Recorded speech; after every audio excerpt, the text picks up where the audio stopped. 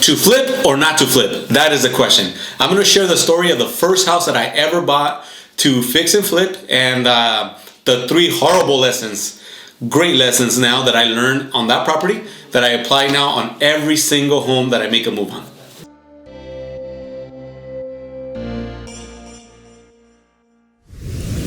Alright guys, so to be very honest with you, this was the first flip that I had ever done. It was about October of 2016 when I actually put it in the market. So I bought it that July, and what I realized was, one, never ever buy a property out of your market or out of the where you have contractors to work for. So never buy a property over the market. I'm gonna put that shit in capital letters.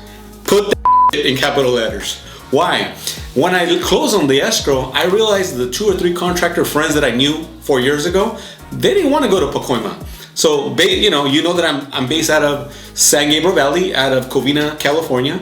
Well, Pacoima is about 45 minutes, 50 minutes away from here. My contractors had no interest in having a job to work out there. So, if you can avoid it, if you can help it, if the deal's tight, don't buy a property that's located just out of your marketplace. You may run into a contractor problem.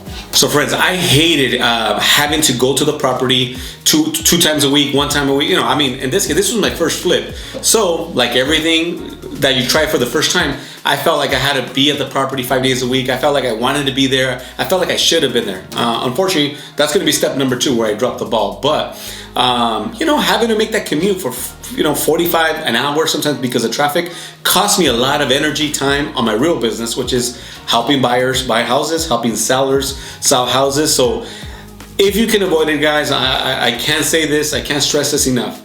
Don't buy out of your marketplace. Don't buy out of the area where you feel comfortable. And take this lesson from me.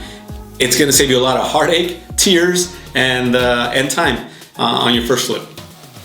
Guys, this one cost me money. Step number 2, hire people that you trust. Unfortunately, on this particular home, I didn't have a gardener in the area. This particular house needed a lot of demo on the outside, an old shed, so a lot of trees, and I ended up hiring somebody who I thought I can trust. Guess what? On day number 1, I hired him to cut two trees that were leaning on the property, meaning leaning on the stucco of the home. Guess what that gentleman did? Yeah. He took me for $800 that day 1 of the contract.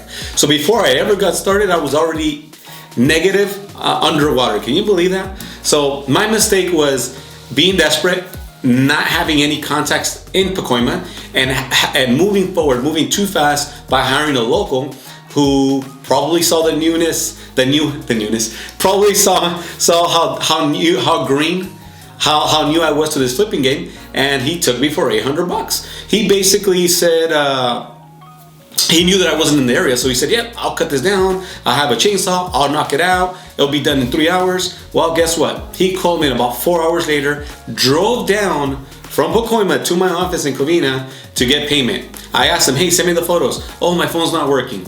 Guys, everything in my gut, everything in my mind told me I gotta verify this.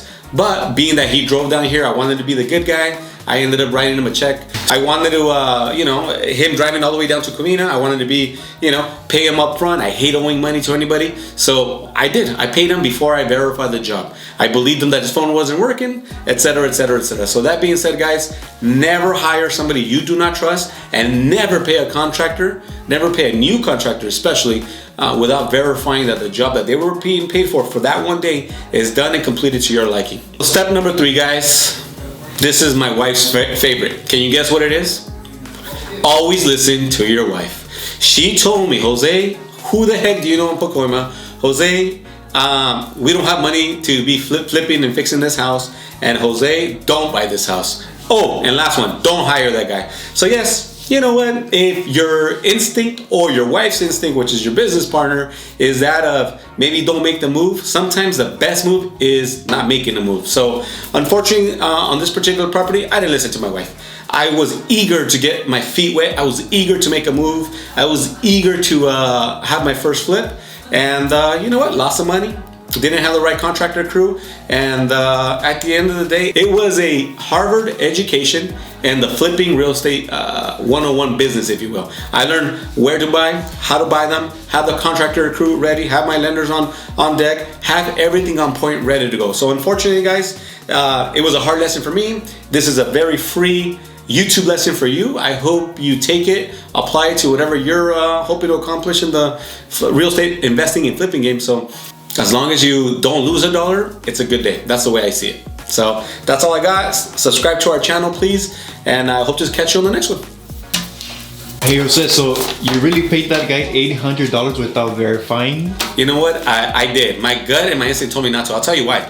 He had called me, hey Jose, I had an accident. The chainsaw had kind of like cut part of his arm.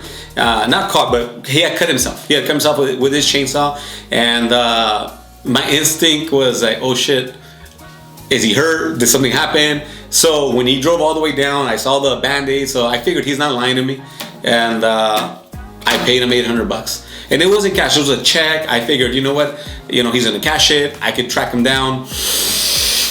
You know what, it was a very cheap cost to pay to figuring out who to trust, who not to trust.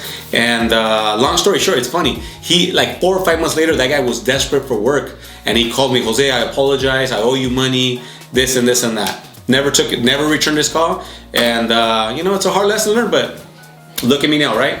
Never again. Yes, sir.